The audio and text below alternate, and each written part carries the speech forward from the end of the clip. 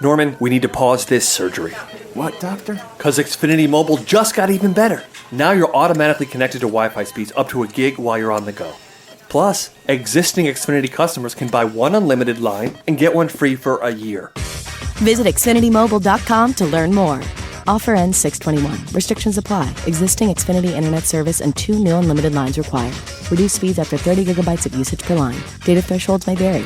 Actual Wi-Fi speeds vary, not guaranteed.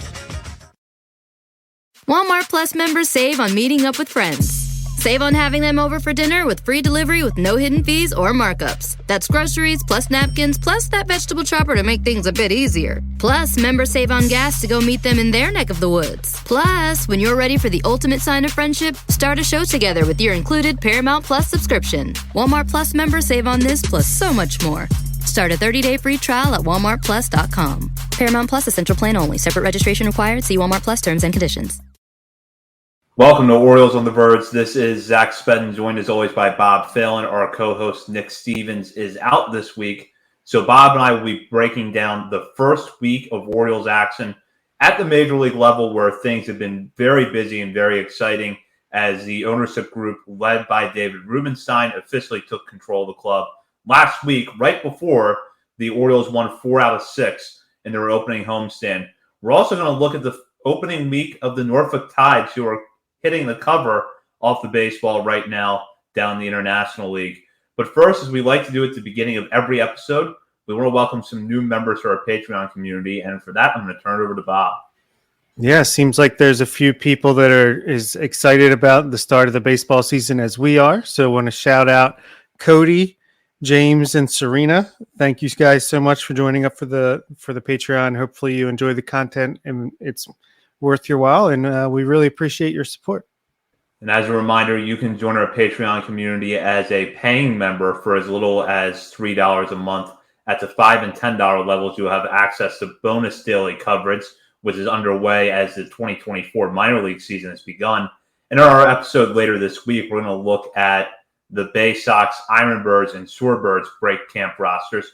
But in this episode, we're going to focus primarily on the major leagues and AAA. And we're going to start with the major leagues, as last week was very exciting in Birdland.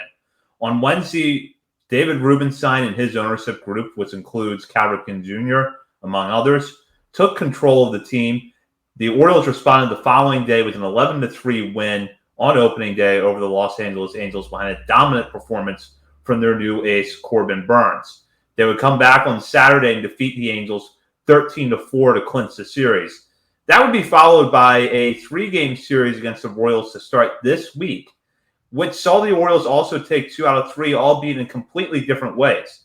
They really did not dominate the Royals by any stretch of the imagination, but in the end, pulled off 2 walk-off wins, including Jordan Westburg's walk-off home run on Monday night, and then James McCann getting the base hit to bring the Orioles back from behind to defeat Kansas City on Wednesday. The Orioles are heading to Pittsburgh on Friday to face the Pirates in their home opener, and their record sits at 4-2. So, Bob, it's been a really interesting and exciting week here in Birdland. What are your thoughts on all of this? It's so good. It's been so nice to have baseball back in general, have the Orioles just dominate, just good news after good news. And like I said, we should have been swept by the Royals. I mean, it took a walk-off home run by Jordan Westburg and then a big come-from-behind victory on Wednesday in a game that we really had no right on winning, but we ended up doing it anyway. Thank you, Royals, for having Will Smith as your closer and sticking with him. Yeah, I mean, if a team is going to win series like that, when they were playing probably as bad as they're going to play all year, even Corbin Burnes only struck out 3 batters, gave up 9 hits. Like, he just really grinded and battled his way through that start on Wednesday after the 5-hour rain delay. That's what great teams do, and that was fun to see. They dominated the Angels, the Tides. Reinforcements are right there if we need them. And, you know, Tony Kemp, Ramon Urias, Austin Hayes don't get too comfortable on the Major League roster. Not off to the greatest starts, but yeah, the guys are coming right behind them. It was a ton of fun. The Rubenstein stuff was great. I loved everything him and his partners were doing and saying. So far, so good. So, yeah, everything's looking up in Birdland, I'd say. Let's dive a little bit deeper into Burns, the Orioles' prize acquisition this past offseason. And as you mentioned, his start against Kansas City on Wednesday was not his best. Labored a little bit after a 5-hour rain delay. Managed to get through it, but still only 3 strikeouts over 5 innings of work. That said, Burns so far through his first 11 and 2/3 innings pitched as an Oriole has struck out 14 batters, 11 of them in that start against the Angels, while walking just 3. He has given up 10 hits in that span, 9 of them coming against Kansas City. So Burns, I think what we're seeing even in that start on Wednesday night is that he can be a difference maker at the top of this rotation. How do you feel about how he's going to perform the rest of the way? I am very, very happy with him at anchoring this rotation. I think, yeah, you saw the best of Burns on opening day, and then you saw not the worst, I'm sure, but just like the not the best stuff, not the finest command last time out, and both were good and both led to Orioles wins. I think if it wasn't opening day and limited to 85-ish pitches, he might have gone 7, who knows, maybe 8 innings if that game is in the middle of the season, towards the end of the year, in a must-win game. I think he goes another inning or 2 and continues to dominate. But yeah, I think he's a great anchor for the rotation. Like I said, Grayson came right behind him and was lights out in his first start of the year as well. He should be pitching tomorrow night against Pirates, him and Jared Jones. That'll be a fun pitching matchup tomorrow, late afternoon, actually, 4 o'clock, Pirates home opener tomorrow. It'll be interesting to see if Bradish can get back like they expect him to in this first half here. Then to have those 3, like we talked about in the offseason, I think that's going to be as good as any teams out there could offer right now, especially with all the pitching injuries across the league. The Orioles might have just by the skin of their teeth avoided a devastating one with Bradish. We'll see, knock on wood. But hey, the Marlins are losing. Maybe we trade for Jesus Luzardo at some point too, and just continue to build this rotation. But I think, Kramer, Wells, and Irvin obviously were not Rodriguez and Burns, but I thought they held their own, except for Irvin. I think he'll be better as a long man. But it's one start, one time through the rotation. It's hard to take too much away from it, but I'm pretty pleased with where we are. Yeah, Wells in that start against the Angels on Sunday came out of the gate slow, but looked really good over his final few innings. And if the bats had been anywhere near where they had been on Saturday, that would have been an easy win for the Orioles, and they would have closed out the sweep. But that was not meant to be. Let's turn our attention over to the hitters now. And I just have to say the one thing that has really jumped out to me so far is the performance of Ryan Mountcastle. Hit some balls really hard. He had a few tough luck base hits that could have been home runs in a lot of ballparks in that first homestand. Blame the wall, blame the cold weather for a few of those games, especially against Kansas City. Damp air, the ball just is not going to travel out to left field.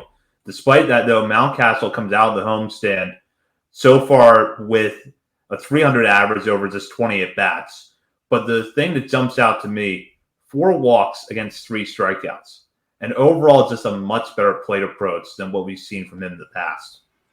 Yeah, for sure. I mean, we've seen stretches from Mountcastle, I feel like, where he's walking more, striking out less. And actually, I feel like he's struck out less every year that he's been in the majors, and his walk rate might have been slowly going up as well. But it seems like a flip has been switched, because usually he starts off like super free swinging in the beginning of the year, and then he'll kind of start walking more as the year goes on. At least that's how it's gone in the past. But it seems like he's made like an Anthony Santander type of improvement when it comes to swing decisions, at least over the first week of the year. And hopefully that's the case, because we've always known he can hit the ball consistently. So if he's going to stop flailing at the low and away breaking balls, the league could be in trouble, and Mountcastle might be another dangerous weapon. Maybe the young guys coming up like Kjerstad and even Basayo, even lower, these guys that could take some time away from him at first base, or maybe just the fact that he had that vertigo and was like, look, I can't take this for granted. I've got to really step up my game. If that's what led to it, then, man, he could be a big time force in the middle of this lineup, and in a lineup that need a little more home run power than they had last year. I mean, I don't know if we need anything more than a 101 win team, but I think that was one of the things that was missing a little bit, was that like 30 home run power. Yeah, I agree. You were kind of looking to Henderson, especially in the second half of last year, and Santander as your home run guys throughout the season last year. And it felt like the other hitters were capable of putting up a good at bat, getting the extra base hit time in and time out, just not necessarily delivering on home run power. So if Mountcastle could give the Orioles another hitter who has that ability this year, that would be big. Yeah, absolutely. And like you said, Santander, he's another guy that could put up 30 bombs. And Henderson, I mean, he's looking like a potential MVP candidate across the diamond. He's hitting the ball as hard as ever consistently. He's had a little bit of bad luck with his batted ball, as has Adley Rutschman, who Adley hasn't even struck out this year so far through 6 games. That's nice to see. But Gunnar making amazing plays at shortstop on defense, hitting home runs, and just hitting the ball hard consistently and having good at bats, batting leadoff. You love to see it. And I think the lineup's only going to improve as the year goes on. I mean, Cowser should start getting more playing time. He's off to a great start with the bat. He looked great in left field in the one game he started, making plays look easy that I think Austin Hayes might have made, but I don't think he would have made them look quite as easy as Cowser did chasing him down. I think he spent like 500, 4 for 8 to start the year, something like that. So, yeah, I think Ramon Arias and Austin Hayes are the guys. Unfortunately for them, those are the guys that everyone's like been not wanting around as much, even though they're solid players. Unfortunately for them, they're the guys off to the slowest starts. So that only just makes everything even worse as far as the fan backlash. But I think when all is said and done, this is an offense that's probably going to score 4 or 5 runs a game on average, and that should be good enough to win another 90-plus games. And I think the offense is only going to get better, as we'll talk about later in this episode, when certain guys come up and push other guys out of the way. If you're looking at the first 6 games, which is just that, 6 games, don't want to read too much into it, but has there been anything you've seen to this point, maybe with the team as a whole or with a few players, that's concerning to you? Austin Hayes, I know he came into spring and he had lost some weight, I think. And I think it was intentional. I think he said he wanted to slim down a little bit. To me, he just looks slow, like even slower than he did last year. He's just crushing the ball into the ground, which is not a recipe for success. To me, I don't know how long I'm sure he'll end up hitting like 250 with a 750 OPS if he gets regular playing time. I'm not saying that the player that he was through the first 6 games is who he's going to continue to be, but I'm just not sure how long he's going to be able to hold off a rising Cowser, a Kerstad who's batting like 600 in AAA with 20 some RBIs already in their 6 games of the season. And I don't know. I think that to me, and Arias, he's not even been hitting the ball hard so far. Those 2 guys, unfortunately, I just think at some point room is going to have to be made. And those guys, if it's not a trade, it might have to be an injury or a DFA, at least when it comes to Arias. Those, to me, on the hitting side would be concerning. As far as pitching, Norman, we need to pause this surgery. What, doctor? Because Xfinity Mobile just got even better. Now you're automatically connected to Wi-Fi speeds up to a gig while you're on the go. Plus, existing Xfinity customers can buy 1 unlimited line and get 1 free for a year. Visit XfinityMobile.com to learn more. Offer ends 6/21. Restrictions apply. Existing Xfinity Internet service and 2 new unlimited lines required. Reduced speeds after 30 gigabytes of usage per line. Data thresholds may vary. Actual Wi-Fi speeds vary, not guaranteed. Walmart Plus members save on meeting up with friends. Save on having them over for dinner with free delivery with no hidden fees or markups. That's groceries plus napkins plus that vegetable chopper to make things a bit easier. Plus, members save on gas to go meet them in their neck of the woods. Plus, when you're ready for the ultimate sign of friendship, start a show together with your included Paramount Plus subscription. Walmart Plus members save on this plus so much more. Start a 30-day free trial at walmartplus.com. Paramount Plus Essential Plan only. Separate registration required. See Walmart Plus terms and conditions. I don't really see too much to be worried about on the pitching side. I feel like the bullpens pitched pretty well. Jonathan Heasley even looked good in his 2 innings that he got the other day. Kimbrel gave up the blown save and gave up a run, but really it was a dink of a hit, then 2 stolen bases, and he could have been a call out at third base. Like, I thought he actually looked pretty good. Really, it's just Cole Irvin and Dean Kramer or Tyler Wells, whichever one doesn't make it, doesn't stick in the rotation once Bradish and Means come back. I think once those guys are pushed to the bullpen, I think it's a pretty complete team, to be honest with you. What concerned me the most about Kimbrel in his blown save was that he just kept falling behind the count. I think the blown save itself, when you analyze what happened in that inning, like you said, it's a blooper of a base hit that any of Arias, Henderson, or Hayes could have caught. But I think they were just all three a little out of position in that moment. And then you go to a pinch runner who not only is fast enough, but bold enough to steal 2 bases, including third, in that tight spot, and you get to run across. That's not going to happen most nights. Probably not going to happen to Kimbrel again for the rest of the season. I just want to see what his command looks like. And, in fairness to him, this has to be a weird feeling that we're now a week into the season. He's only pitched just once, and the team he's playing for is 4-2. So the Orioles have not had a lot of save situations to this point. In fact, I think his outing was the only one they've had so far in the 9th inning. So we'll see what comes with Kimbrel and with the rest of this Orioles team as the season goes on. But as we mentioned, they are off on Thursday, and then they head to Pittsburgh on Friday afternoon, with Grayson Rodriguez getting involved as they begin their first road trip of the season. Down to AAA level, the Norfolk Tides, your reigning AAA national champions, with a different team, have essentially picked up right where they left off last year. Not only are they winning games, but they're winning games by scoring a lot of runs.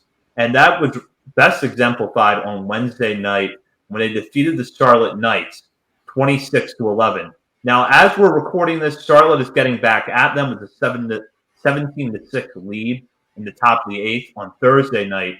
But even if the Tides do lose that game, they'll drop to 4-2 on the season. And what has really jumped out so far has been the offense. And Bob, you touched on it. You brought up a few guys specifically, including Heston Kjerstad. What has stood out to you about the Tides lineup so far? I was putting some stats on the Discord. Like, if you look at the AAA home run leaders to date, it's like 4 of the top 7 are for the Tides. Here, I'm trying to pull this up real quick. Let's see. The stats I put are the Tides' top 5 hitters, which is Jackson Holliday, Connor Norby, Kobe Mayo, Heston Kjerstad, and Kyle Stowers are combined. This was through the first 2 innings of tonight's game. They were batting .449 with 45 runs, 15 doubles, a triple, 15 home runs, and 55 RBI, while the rest of the team, just every other person that has gotten a bat, batting .270 with 22 runs, 4 doubles, 1 triple, 5 home runs, and 9 RBIs. So just these top 5 hitters who are like the guys that are desperate to get to the majors, are major league ready probably in many other organizations right now. They're just banging down the door. Heston Kjerstad might be the hottest start I've ever seen at any level of baseball from the first week of play. I mean, coming into tonight, he was batting .583 with the 1785 OPS, and he's only gone on to have an RBI single and a 2-run homer tonight. Kyle Stowers was batting .400 with the 1500 OPS. He had an RBI double in the first inning. Kobe Mayo batting .385 with an OPS over 1,000. Connor Norby .435 with an OPS approaching 1,400.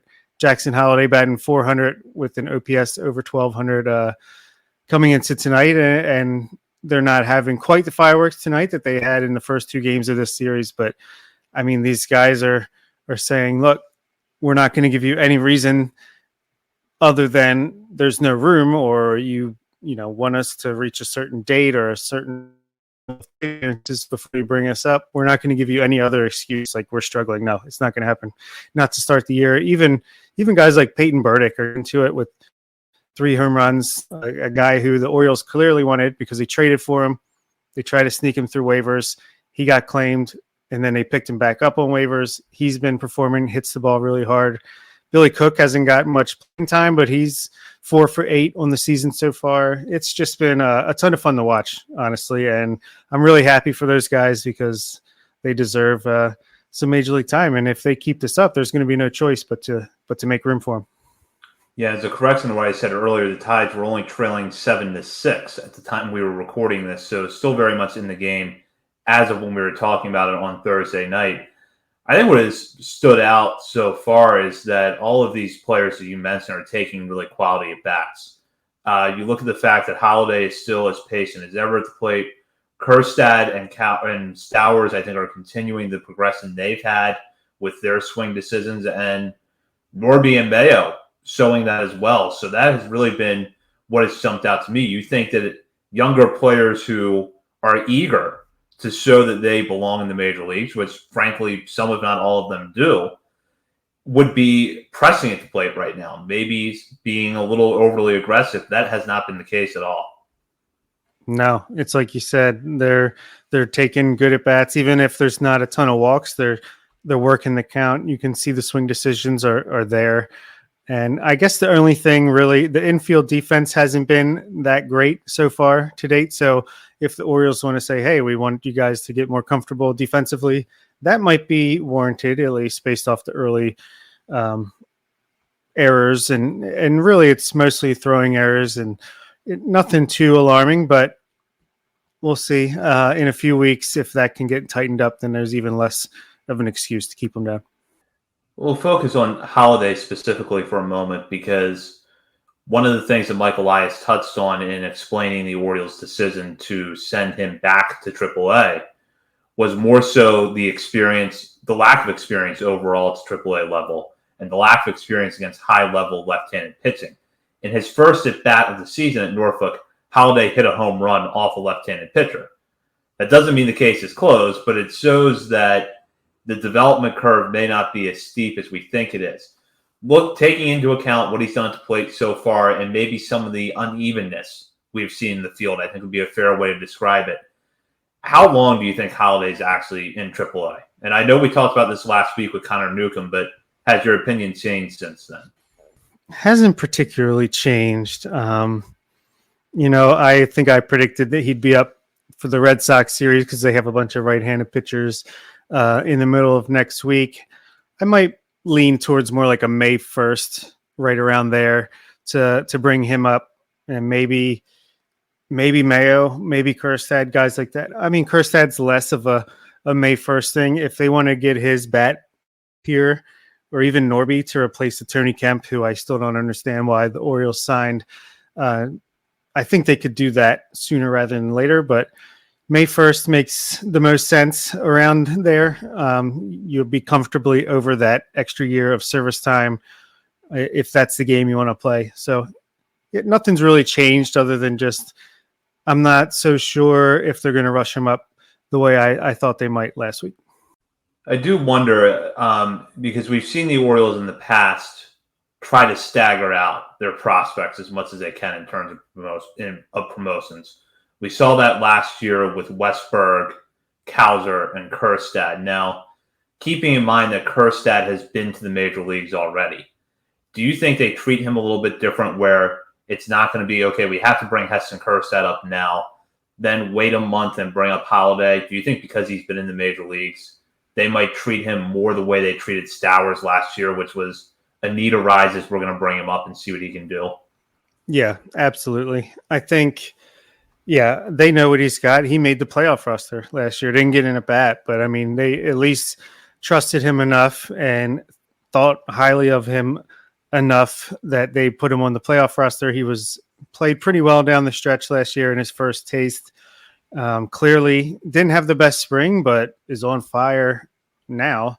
I was calling him the barrel king on the daily today because that's what he does best. He doesn't necessarily hit the ball as hard as a Kobe Mayo, but he always seems to hit the perfect launch angle with the 95 plus mile per hour exit velocities. And I really think they want to get him more comfortable at first base. I wonder if, let's say that Kobe Mayo or Jackson Holiday could be tied to a Ramon Urias possible trade early in the season. Maybe Kjerstad is tied to a Ryan O'Hearn in a similar fashion because O'Hearn's been playing first base, DH, right field. I feel like that's the same exact thing Kjerstad could do.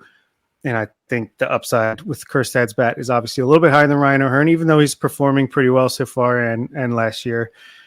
So an injury or a trade to Ryan O'Hearn might be what it takes. But if they don't mind, if he's only playing 4 or 5 times a week, 3 to 5 times a week, and they want to have him as another lefty bat off the bench, and Tony Kemp is just not cutting it vibes-wise, I don't know. I feel like he's an option, and Connor Norby's been playing a lot of corner outfield so far this season in the minor leagues. I wonder if that could be the right-handed version if they really want to go that way with a power-hitting impact bat off the bench. The fact that Norby has been playing right field early on a lot has been interesting because you knew he would have to go somewhere when Jackson Holiday was on second base.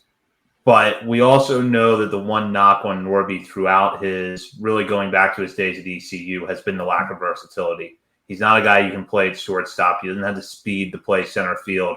He doesn't necessarily have the arm for third base, at least according to some accounts. But I think the Orioles are slotting him into the other position on the field where he would make the most sense at the major leagues because you do have that short right field at Camden Yards where the speed and the arm aren't going to be as much of a concern as they would be for left, which is what you're going to reserve for a guy like Cowser, who, in the limited sample we've seen so far this season, has shown he can cover that space. Yeah, I'm very intrigued by Norby in right field, actually, and yeah, maybe there is a way they can keep him around, and maybe he's not necessarily just a trade opportunity for the club because there's a lot of left-handed hitters, Cowser, Kjerstad, Holiday, Basayo coming up behind him. You got Mayo and Norby as the big right-handed hitters, and maybe he can be like that Taron Vavra second base / corner outfield, not center field the way Vavra played a little bit, but a guy with a little more versatility, even if it's only a little bit, then maybe that's enough to get him in the rotation there and at least be an option early in his career. Go over the pitching staff for the Tides now, and I only bring up McDermott because so far he's the only starter that has had 2 starts. He pitched the Tides opener, and he's pitching tonight as we were recording at Charlotte, and in both of those starts, he struggled a bit with his command. Walk total is a little bit higher than you would like to see from him. Are you concerned about that at all?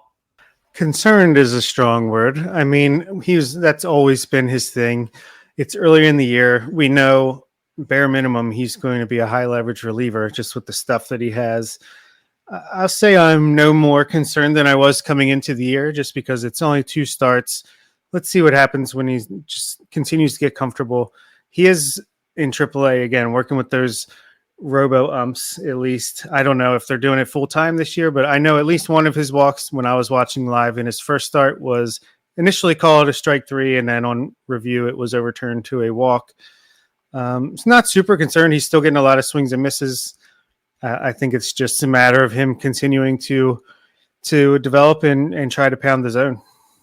Yeah, I agree. I'm not really worried about it to this point either. I had the chance to do the daily after Norfolk's opener last week, and as I was combing through the pitch data for McDermott, I'm like, you know what? This actually was, in a lot of respects, a good start. Fastball's hitting 95. He's generating a lot of swings and misses. The strikeout totals were decent, but the walks were a little high. And the 2 things that I think were a little bit different about this year, or at least one thing that's, keep in mind about this year is that he did have the back injury at the end of last season. That cost him probably 2 or 3 starts at the end of the year, maybe. And then had to ramp his way back up then. Although he looked good in spring training, the short outings that he has there aren't really the best primers for what he's going to have to do in the regular season. And then the other thing is that, to the point of the robo-umps, I have not seen, I don't know if you've seen how they're developed this year, but I kind of question with something that is still early in its stage of use, whether or not it's consistent from year to year. And if any adjustments that he could have made last year to that strike zone would apply this year. And I don't know. It could be that it's calibrated the same way and it's working the same way it did last year, but I wouldn't be surprised if something's just a little bit different. Yeah, that wouldn't surprise me either. I'm really not sure. Like I said, I'm not even sure if they're still doing the half robo umps, half challenge system. I'm not sure if they're just doing robo umps full time. I'm really not sure. There hasn't been a ton of coverage that I've seen on that, but yeah, I'm still pretty high on McDermott and Cade Povich. I was talking about his start on the daily this morning, and wow, he was great. 6 shutout innings, 1 hit, no walks, 5 strikeouts. Like I was saying, though, he would do this last year and then follow it up with a bomb of a start where he was inconsistent, good, bad, good, bad. I'm really interested to see how he does Sunday against the same lineup, and if he can put 2 starts back to back, then maybe he's taking the lead back from McDermott. I think it's like a 3 or 4 horse race for the best pitching prospect in the system. It's going to be fun to track. Yeah, so far, Povich has had by far the best individual start of any Tides pitcher with his performance against Charlotte on Tuesday night. The thing that I want to see the most from Povich early in the year is keeping the ball in the ballpark, because that was where he ran into problems last year. Was in his bad starts. He'd give up a couple of home runs. I think there was one start early on at Norfolk last summer where he was cruising along and then all of a sudden had a bad inning and gave up a grand slam. And that was early in his Tides tenure. And he had a few starts like that before at Bowie, not necessarily where he'd give up a grand slam, but he'd string together 1 or 2 decent innings, then get into a jam and give up a home run. So even if the walks are a little bit high at the beginning of the year, I'm okay with that as long as I see the home run totals coming down, especially because although the Tides lineup is proving a little bit different right now, this is the time of year where it's generally easy to keep the ball in the ballpark down at Harbor Park. Yeah, that's a good point. And I felt like the command was on point for Povich in that start. He was able to drop that curveball in for a strike, I want to say 5 or 6 times. So when he's got that going, it's pretty hard to touch him. And on the opposite end of the spectrum was Justin Armbruster's first start, where he couldn't throw his breaking pitches for a strike to save his life and had to rely strictly on his cutter and fastball, and unfortunately got punished for it. Well, and as we had that conversation, the Tides took the lead over Charlotte. It is currently 8-7 in the bottom of the 8th. How that turns out, you will know. There's some dramatic irony here for the listeners of this show, because we're going to wrap up our discussion now on the Orioles and the Tides. But in part 2 later this week, we're going to dive into the break camp rosters for the Bowie Bay Sox, Aberdeen Ironbirds, and Delmarva Shorebirds. You're not going to want to miss that. In the meantime, you can check us out on our many social media channels, including Facebook, Instagram, Threads, X, TikTok, and YouTube. You also are going to want to head over to Substack, oriolesontheverge.substack.com. And if you become a subscriber, you can have access to my breakdown of the break camp rosters for the Shorebirds, Ironbirds, and Bay Sox. We're going to break that down a little bit more in our next episode. For Bob Phelan and Nick Stevens, this is Zach Spedden. You've been listening to Orioles on the Verge, part of the Believe Podcast Network.